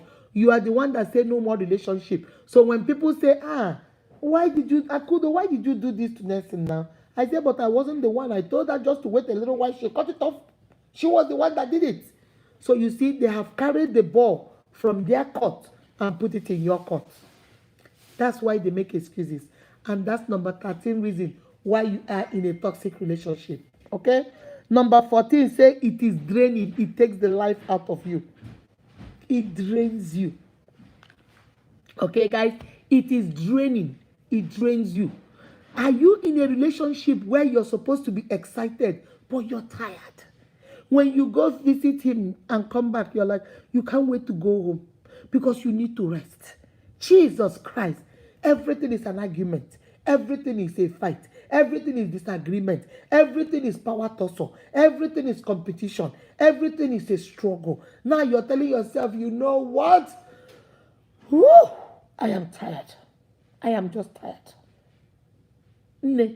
If you are tired and in that relationship, if you are tired and that you have had enough and you are saying enough is enough and you're sick of being tired and you're sick of being sick, my sister, it is toxic. Love is kind. Love is like butterflies. Love is joyful. Love makes you giddy. Love makes you feel like you're young, like you're starting life afresh. If your love is draining you, my sister, it is toxic. If your love is taking the life out of you, it is toxic. If your love is making you feel like, I don't know how many of this I can take. I don't know how much longer I can take this. Oh, Lord. Oh, I'm tired. I'm tired. Then, my sister, it is toxic. And then number 15, which is the last one, I've already talked about it. I said lack of trust. I think I said it before. That was number 9. So that is 14 because I've already said it. All right. So the last 7 that I said is number 8, negative financial behavior. Number 9, lack of trust. Number 10, hostile communication. Number 11, frequently lying all the time. Number 12, all take and no gain. That's all they do. They take from you. Number 13, they're always making excuses. Number 14, it is draining to you. And that is the last one. Whenever you see that man or that woman, my uniques, write this one down. You have dated them for at least 1 year. And they promised you that after 1 year, they are going to come and marry you. But every time you talk about marriage now, there is one excuse or the other. There is one excuse or the other. Most of the time, I'm not saying all the time, most of the time, they give those excuses so you get frustrated. So you cut it off yourself because they know that if they cut it off, people will look at them like they are weird. People will look at them like they were mean. People will look at them like they used you. So what they do is they set standards that are so difficult. They will tell you, oh, I'm waiting until my senior brother gets married. And you know their senior brother is not getting married anytime soon because this is his 3rd marriage. So when is he going to get the 4th marriage before they can marry you? Or they say, oh, we don't marry people from Abia. We don't marry people. But you have been dating you for 2 years and you knew I was from Abia. And you told me not to worry. You will convince your family. All of a sudden now, oh, you can't convince them. It's so difficult. Because they want you to leave. They want you to work out on your own by yourself. All right? And if it is draining, my sister, relationship is not draining. Love is a beautiful, beautiful thing. If it's taking the life out of you, if it's making you be who you are not, if it's making you uncomfortable, if it's making you tiptoe around them, it is controlling to you. You are noticing a pattern of disrespect. You are noticing they are dishonest with you. My sister, my brother, it is toxic. I want you to go through these 14 points that I have given to you and look at them and ask yourself, what kind of relationship am I in? Am I in a toxic relationship or am I in a healthy relationship? If it is toxic and you actually love that person and that person will say, you know what, okay, I didn't even know I was doing this. Let's talk about this. And the person is willing to get help with you. And 2 of you are willing to sit down and talk about it and change certain patterns. It might work for you guys. But if you notice that this man or this woman, there is nothing you will do or say, is not even willing to listen to you, talk of trying to find solution to it. My sister, it's not too late for you if you're not married. It's time for you to leave that relationship. Because if it is toxic while you are dating, whatever gave you the idea that when you get married, it will not be healthy? No. If you're being drained now that you are only boyfriend, girlfriend, whoever told you that once you become married, it will be less draining? No, that's when it becomes worse. Because now everybody is comfortable. We have locked all the doors. So now it's more draining. My uniques, open your eyes. Shine your eyes. I have told you guys, The worst thing anybody can make you or a child feel is for a child to feel inadequate. My unique, there is nothing wrong with you. Don't let nobody tell you there is nothing, not a single thing wrong with you. One of my uniques, I think it was Chikodile, posted something I think I saw on Facebook today that said, there is nothing wrong with you. Something in that line. There is nothing wrong with you. If you find the right person, you will know there is nothing wrong with you. When the right person comes, everything they say, Iwo Nyara, Okubruwe Nishi, Olubruwe Nogo, it might be because you're with the wrong person. If you get the right person, everybody now, what happened? The ex-wife will come and ask you, Nebiabiko, what did you do to him? When I was married to him, he fights all the time, he quarrels all the time, he argues. I notice with you, he doesn't fight, he is so calm. Then the Nigerian people will say, Juju. No be Juju be that. They say that Juju. He must be using Juju on him. Because how can he come down like that? My sister, is not Juju. It's you have found the rib of your rib. You have found the flesh of your flesh. You have found the bone of your bone. That is only when it works. Toxic relationship is not healthy for no one. I don't care how people try to dice it. I don't care how people try to package it. I don't care how people try to make it. Toxic is not good for you. It drains the life out of you. It makes you be who you are not. If you're falling in love with your fake self, if you're falling in love with your pretend self, if you're falling in love with your packaged self, what happens to your real self? Is it going to disappear? Your real self ain't going nowhere. The one that can live is the fake one because he's fake. The one that can live is the pretend one because he's pretended. The one that can live is the packaged one because he's not real. But you see, your real authentic self does not go nowhere, my uniques.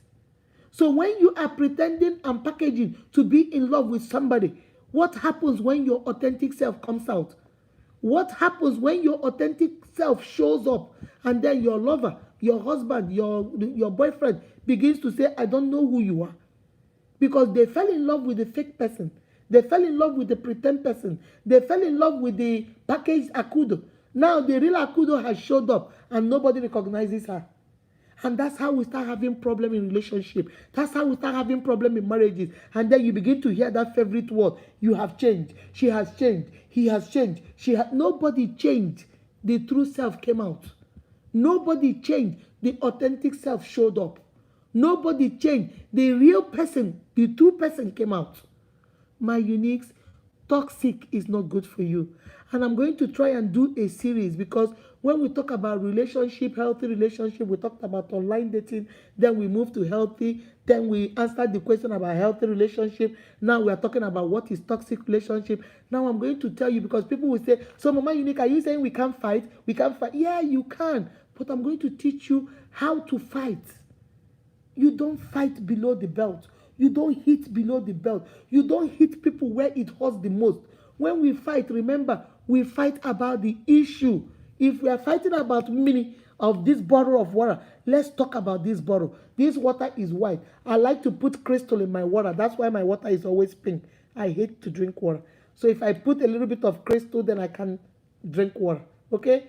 So this is still water. And you're telling me, no, Mama Unique, your water is pink. So this is not water. This must be wine or juice. I say, no, baby. I put crystal in it. You see, we're arguing about this. Don't begin to say, no, you're stupid. How can you look at that thing and say it's water, Mama Unique? You must be very stupid. He put crystal in it. What has crystal? It is juice. This is pink, the color of juice. Look at you, eh? Your mama no born you well. Your mother must be very useless mother to give birth to a stupid son like you. Let me tell you, this is juice. You see, now we are not fighting fair. Now we are going above boundaries. Now we are going into areas we're not supposed to go to. And that is why we find it very hard to make up. If you fight fair, it is very easy to make up. We fight, but we make up. You won't even keep malice because it's about water. Okay, you know what? This is my water. I'm going to drink it even though it's pink. You say you want your own clear. This is wine. That's your opinion. Nah. You want us to go somewhere and eat? Oh. We want us to watch a movie because we argued about the point. So there is no need calling you, but when you call my mother is stupid because of water. Now I want to keep malice with you because why would you call my mother stupid? Now you want to keep malice with me because why would I call your father stupid? See, when you fight the right way, making up is the easiest thing. But because we go put in things and now give me one of those. Yeah. Give me my own. I'm sorry, guys. We had to buy suya. I wanted to eat suya. So my son went and bought us some suya. You know, so, guys, let me show you how our own suya is. They cut it. You see that? They cut the meat and put our onions and our pepper. Do you see the pepper? They cut it and put our own onions and pepper. That's our suya. That thing is good.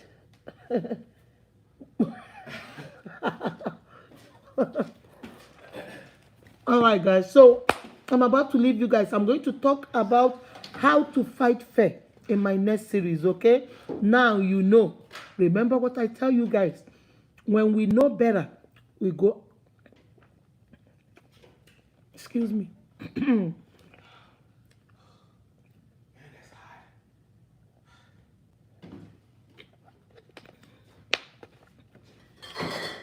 When we know better, we go out there and do better. All right, guys? Let me see what you guys are saying before I leave.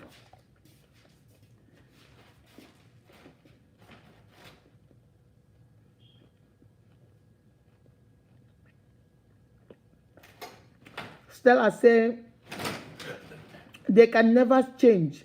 Instead, they get worse every day. That's true. That's true, my dear. They never change. They get worse.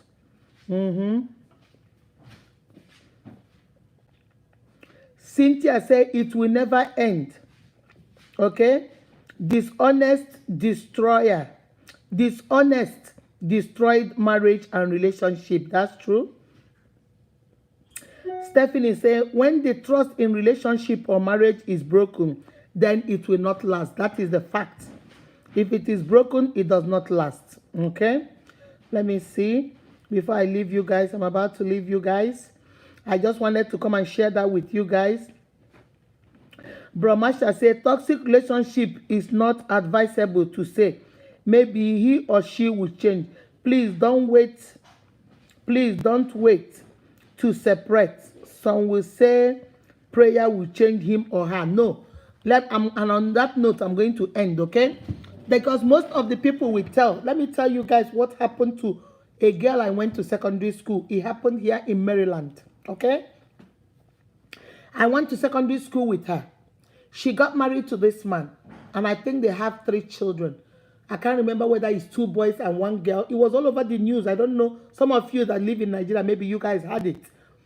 This girl is a nurse, and she got married to this man, and they started going back and forth. He has always been hitting bata, tibo in that marriage. Okay? Finally, she left the marriage and said that she is done. If she continues like this, she will not be alive to train her children. She said she's gone. She's done. So she moved out. Everybody started telling her, pray more. You have not prayed more. Fast more. Do this more. Do the other one more. Do more. Pastor said, go back. You cannot leave. The man will change. Keep pray for more. Put anointed oil more. Do this more. And this girl said, okay, she moved back in. Do you know when she moved back in? One day she was in the bathroom, from what the story said, she was in her bathroom getting dressed to go to work. Her husband started again. They started going back and forth and back and forth. The girl said she was tired. She needed to go to work. So she went downstairs to the bathroom downstairs to go get dressed. Do you know this man followed her, went and took a knife and went down there and stabbed this lady 14 times. She dropped on the floor with her children upstairs. She dropped on the floor. This man went upstairs and took her children so he can get alibi. Took the children and said, do you guys want ice cream? They said yes. He took them in the car and went to go buy them ice cream. By then, according to the story, the girl started crawling out to get to the phone. But unfortunately, before she could get to the phone, she dropped there. So the drag of blood from the bathroom, and she dropped down there. This man went and bought ice cream for the children, brought the children back, and told the children to go into the house, that he's going to go do something else, and left. Do you know it was this woman's son that found the mother? Do you know the trauma that child is going to go through in life for seeing that? When they came upstairs, he said, Mommy didn't go to work. Mommy's car is still out there. Mommy didn't answer. He left his other siblings upstairs and went downstairs, and he was the one that found the mother and called 911. Finally, the father is now in jail. The girl's sister is now taking care of the children. Do you see? We have had stories upon stories of, there was another sister that her and her husband, I don't know what happened. She went to her pastor. Her pastor said, you're not fasting enough. You're not praying enough. You're not giving God a chance to change him. You have to keep praying God will change him every time. The reason why the pastor kept saying that, because if you don't know, let me tell you, almost 50%, if not 60% of pastors, they abuse their wives, if you don't know. They tell them that the Bible says chastise them. So they whoop their wives and they hit their wives. And those Mama GOs don't say nothing. So imagine a pastor like that. If you come and complain, he will look at you and tell you to keep praying. Because he does the same thing in his house. And this guy kept telling the husband, kept telling the pastor said no. Finally, she went to the pastor, that one. The husband, Kopria Decimal 5, Kwaya Katinka. This girl was bruised all over. She went to the pastor and said, I'm going to call the police. If I call the police now, you say, oh, you called the police for, because over here, Americans don't play. You're going to jail. Straight up. Oh, you can't call the police for your husband. Did your mother call police for your father in Nigeria? Why would you call? So they said, and the girl said, this man is about to delete me. This man is about to delete me. The pastor said, no, that's okay. I will talk to him. Held hand, prayed for her, and went. A week after that, that sister was deleted. The man stabbed her until she was deleted. Which one are we going to say? Which one are we going to stop? So I like what Brahmasha said. Don't go, you have seen the signs. That's why I gave you the signs. You are dating this man. This man doesn't want you to be you. This man doesn't want you to be around friends, around family. This man is dishonest to you. He lies frequently, has a pattern of disrespect with you. He wants all the time for you to give, does not give squat in return. You have seen all these signs. You are not comfortable. You are always scared. Once he opens that door, your heart will skip because you don't know. When you're serving him, you're trembling. You don't know whether he will say the food is good or not good. You are always scared. If that's how you feel, my unique, you are in a toxic. Why do you want to marry him? Why do you want to marry her? You know that she's crazy. I know she's crazy. She starts throwing stuff. This girl is crazy. She's feisty. No, it's not feisty. It's toxic. Every time she gets mad, she starts throwing things at you. She starts fighting. She starts kicking. She starts breaking cars, breaking windows, breaking TVs. It's toxic. It's not cute. Don't think it's cute. It's not. My uniques, be very careful. Now that you know better, let us do better. Don't say, I didn't tell you. I told you. Be very, very careful. Okay? Stella said, trust is very hard to be earned. Trust. You see one thing about trust. Trust is not given. Two things that are not given. Trust and respect, they are not given. They are earned. You have to earn it. If you want me to respect you, you have to earn that respect. If you want me to trust you, you have to say, when you tell me you're going to my kitchen, when I come to the kitchen, you're there. You tell me you're going to the parlor, I come to the parlor, you're there. You tell me you're bringing me suya, I turn around, you give me suya. You tell me you're bringing me water, every time you say stuff, you are a woman and a man of your word. Guess what? That is how you earn trust. You have earned for me to trust you. Because everything about you is trustworthy. You're not flippant with the mouth. You don't just talk for you to talk. Whatever you say, you do it. So you have earned that respect. You have earned that trust. It's not giving. I can give you value. I can give you kindness. I can give you loyalty. I can give you all the other ones. But you see, respect and trust, you have to earn it. And you earn it by your behavior, by your character. by the level of integrity and by who you are. All right? Okay. Let's see. Oh, Ogochukwu Nadozie, how are you, Mama? Ihuoma, how are you? Ihuoma, thanks for joining. Emma, how are you? After sex, what next? Emma, ask them. Oh, I'm asking you. Even if you are a sex maniac and you do it, let us say you are a bunny rabbit. You can go on for 6 hours non-stop. Okay, take away 6 from 24 hours. We still have 18 hours. What next? What next, my people? Stella Chiwendo, excuses upon excuses, my sister. Everything, like you people say in Nigeria, na story, oh, they keep telling story all the time. John Peace, how are you? John Peace, I saw you you took yourself out of the WhatsApp group, but I told Stella to put you back there. I hope you're back there now.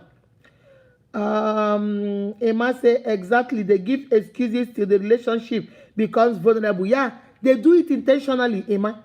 They keep giving you excuses until you get tired. Whenever a man, my sisters, shine your eyes, every day there is story. Today is he will come to your village next week. Oh, next week his friend's car was broken, so they couldn't come. But keep it will come next 3 weeks. Next 3 weeks, oh, his mother was sick, they couldn't come. Keep it will come during Easter. Easter, oh, the sister was getting married, so it will be 2 celebrations. Don't worry, we'll do it Christmas. Christmas, oh, my other brother was getting married too. Let's keep it another Easter. Easter, oh, I'm so sorry, my father had a whitlow. We can't do it. Every year there is an excuse. They want you to get frustrated. They want you to get angry and say, you know what, I'm done. Emma, I don't want to marry again. You marry yourself. And then they will say, thank you. Now, the responsibility is not on them. The blame is not on them. The accusation is no longer on them. It is now you that broke up with them. They do it for that. They make you until you become so vulnerable that you now say, you know what, forget it. I'm not interested anymore. Excuses upon excuses. Ugo, how are you doing, babe? Thank you so much, ma. True love is beautiful. Love is a sweet thing. If you fall in love, love is sweet, oh. Love is so good. But you have to be in love with the right person. Ugo say you can't change adults. Okay? He changed himself because he loves you. Personal advice is there is something Steve Harvey will always say. Steve Harvey say, you cannot change a man, but every man will change for one woman, just one. And that woman is the rib of his rib and the flesh of his flesh. You cannot change any man. You will see a man that is a womanizer. He chases every woman, but there is this particular girl that he falls in love with that girl and he stops being a womanizer. He stops going to parties. He stops going to club unless he's with the girl. And you are saying, is this boy? Hey, what happened? No be juju be that. No, one. No man cannot change. But Steve Harvey say every man has just one woman. One. Just like every woman has just one man. That woman might be a prostitute, selling toto on the street, giving them free of charge. If you pay, she'll give you. But there is one man she will meet. And if you see her, she will become the best woman. You will not see her selling toto anymore. You will not see her being bad anymore. She stops smoking. She stops drinking. She becomes holy wedge. She goes to church. She's a woman leader. You're asking yourself, when did this happen? Not be juju be this. No, it's not juju. It's just one. And that one is the rib of your rib, the flesh of your flesh, and the bone of your bone. Once you find that one, that is the only one you can change for. So don't go into a relationship and Emma, I must change you. You see, you are not changing squad, babe. You're not changing nobody. Or a man say, you see that girl, Mama Unique, I must change you. No, you are not changing nothing. Change is left for me. Change is left for you. You are the only one that will say, you know what? I used to do this. I don't want to do this anymore. I used to do this. I don't want to do it because I'm not benefiting anything from that. You know what? I'll just stop. There's nothing in it. It's you. Nobody can make you do that. Okay. When Ugo say, when you are with the right person, everything about you pleases him. That's right. That's right, babe.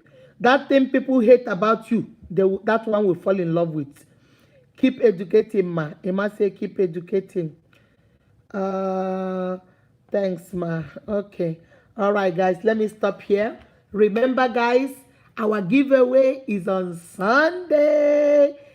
Woo-wee! Our giveaway is on Sunday, and on Sunday too, we're going to give our data for the month. So I don't know. We're still looking at, I don't know. We have some names. We have about 10 names. I don't know. We might do the 10. We might do 5. We might do 6. We might do 3. We might do 2. We might do 1. I don't know. We just have to wait. We just have to wait until then. And on the 31st, when we go live, after that live, and then if you want to be part of the WhatsApp group, if you are in the WhatsApp group and you are not going to participate, when I ask questions, because I'll be throwing some questions in there, when I ask questions, participate. Don't just stay there and you're just there because of the giveaway, or you're just there because of the data. Participate. Come to life. That's why you are in that group. Come and join our life. Stay in our life. Stay a little bit. If you want to leave, you can leave, but at least show your face. Be part of it. Be active. Okay? Because I'm still going to do randomly. That's what I do. Randomly, like you guys saw. Randomly, one day I'm just going to sit down and start taking off names. Especially if I notice you're there and you're not doing anything, you're not participating, so you're occupying space for people that really want to come in and do stuff. Okay?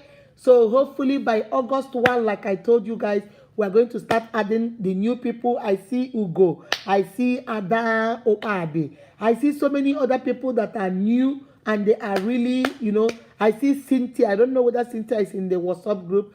I see so many new people. I see is it Funky Brown? I see so many new names that have been DMing me. I want to be in the WhatsApp group, but I told them it's August 1. We will start adding names, okay? And then, so it's tomorrow. Tomorrow is our giveaway. All right, guys, till tomorrow, take care of yourself and take care of each other. Remember, you are beautifully and wonderfully made by God.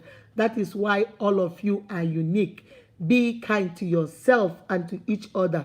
Remember, toxic relationship is not for us. You know why? Because we are unique. We are special. We are fearfully made by God. We only deal with healthy relationship. All right? Mwah, mwah, mwah, mwah. Bye-bye.